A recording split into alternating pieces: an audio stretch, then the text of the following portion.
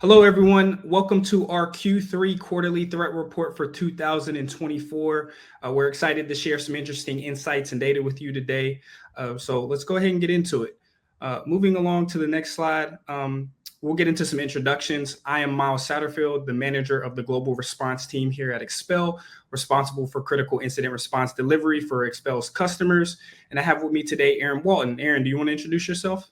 Yeah, I'm Aaron Walton. I'm a threat intel analyst at Expel. My team's responsible for looking at the trends of threats that we're seeing and then also looking at the horizon to see what trends are down the road. All right. Thank you, Aaron. Moving along, we want to talk to you all about why this matters. We're a transparent company. We're dedicated to making security easy and to understand and to improve for everyone, not just Expel's customers. So you don't have to be a customer to benefit from the data that we're going to share and talk about today.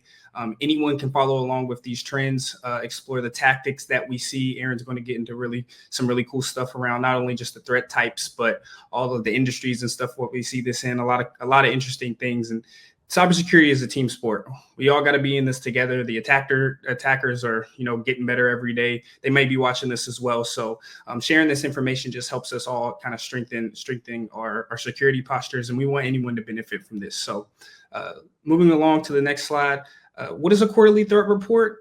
Quarterly and annual threat reports, they cover the trends of what we saw throughout this quarter. So not just the data and insights around that, but also how we stopped it for our customers also. So remediation strategies, different tips and tricks that you can use and take to your organization for prevention strategies, and just a lot of valuable information that we like to share based on what we saw throughout the quarter. And in 2024, you can also find each part of quarterly threat reports on our blog. We'll get more into that later, but without further ado, let's get into the fun stuff. I'll pass it along to Aaron, who can start talking about the data to you.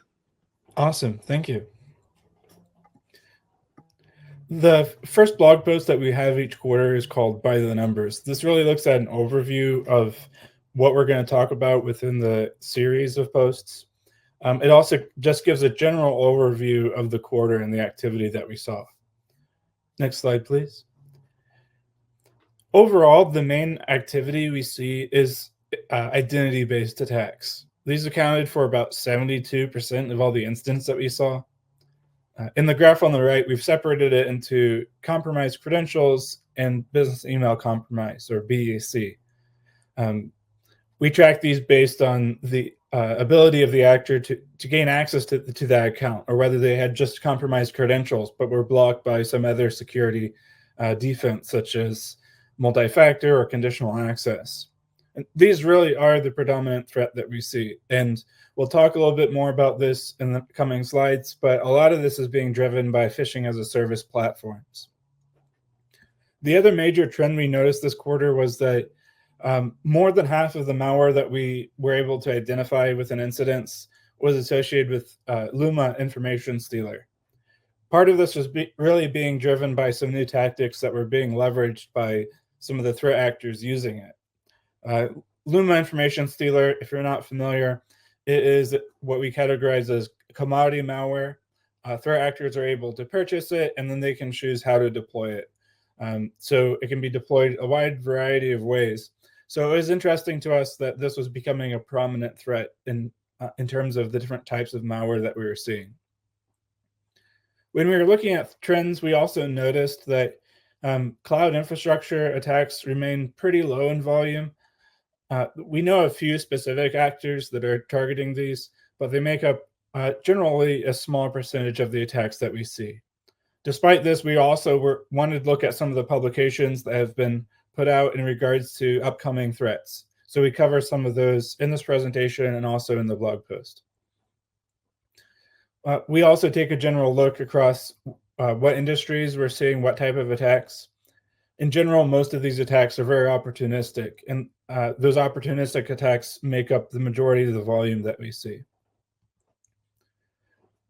Next slide, please. As I mentioned, identity trends or identity-based attacks are the main things that we see within our customer base. And this has really been fueled as this phishing as a service, or FAS platforms.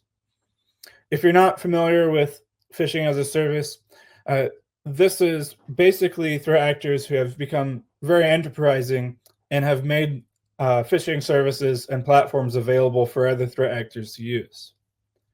Next slide, please.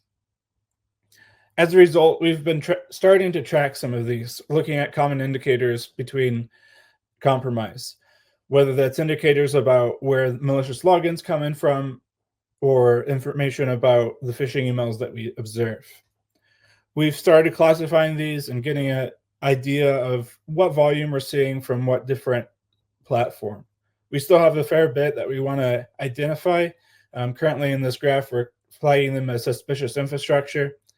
As we talk about in the report, these are largely hosting providers. So as opposed to logins coming from a VPN or logins coming from an ISP, these are ones that are coming from virtual private server providers and general hosting providers. We flag those as anomalous to our analysts so that we're able to action them quickly. Next slide, please.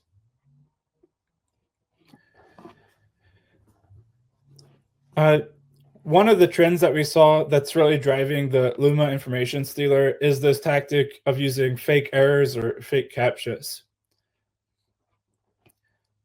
Next slide. In the blog post, we have a few examples of these. A lot of the times, what the user receives is a pop-up that tells them that there's an error with their computer or there's something they need to do, such as with a CAPTCHA, where the CAPTCHA says, hey, you need to verify you're a human by pressing these key sequences. The picture here it looks like a Word document, but it's actually an HTML document. The HTML came as a phishing attachment, and then it has a pop-up that instructs the user to run a series of commands, primarily running the Windows run program by pressing the Windows key and R. The HTML document has put stuff on the user's clipboard, so if they press Control V, it's going to paste that content, and then it will instruct them to press Enter.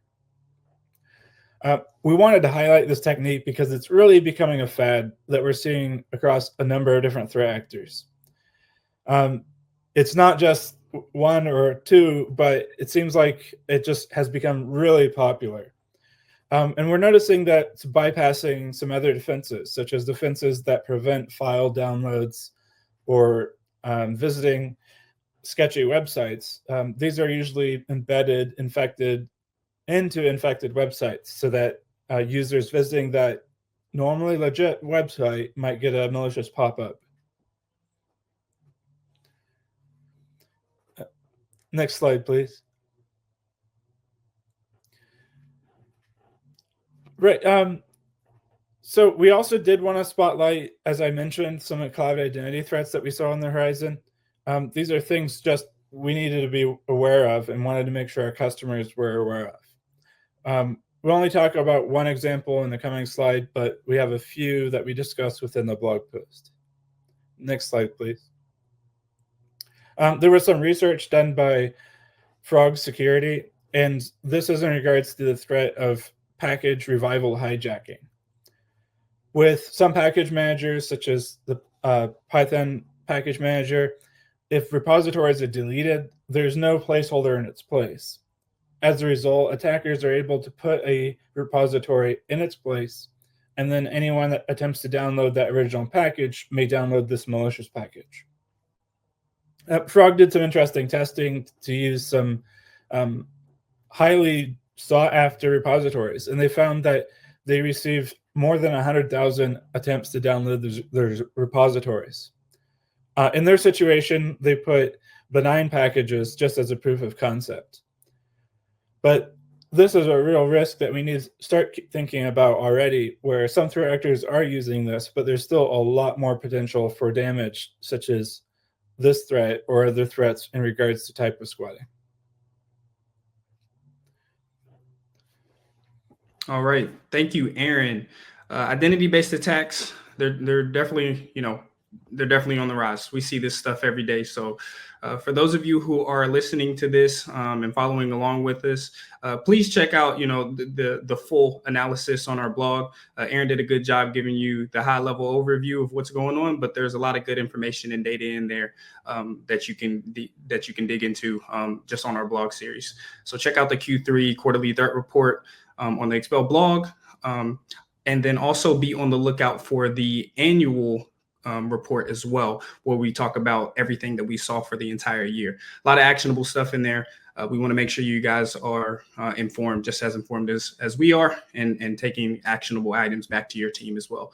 I think that's all we had today. Aaron, did you want to say anything else? Yeah, I would say definitely look out for those reports. At Expel, we make a big effort to make sure that we can instruct you how to prevent that same attack from happening again. Miles and his team does a really good job of digging into a lot of incidents, a lot of these severe incidents, and making those recommendations. And we try to pass those recommendations down onto everyone. And when we're seeing those trends across our customer base, across the industries, we really like to raise those to your awareness and really offer some real suggestions. So definitely recommend checking out the quarter 3 report. There's a link there.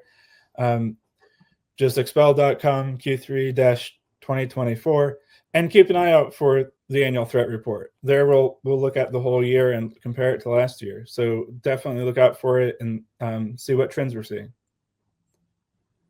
All right. Well, thank you all. Thank you, Aaron. You do a great job with this. Guys, we can find us on LinkedIn. You can check us out, all of our stuff on the Expel blog. But we're here to help. So we look forward to hearing from you all, and let us know if you found this valuable.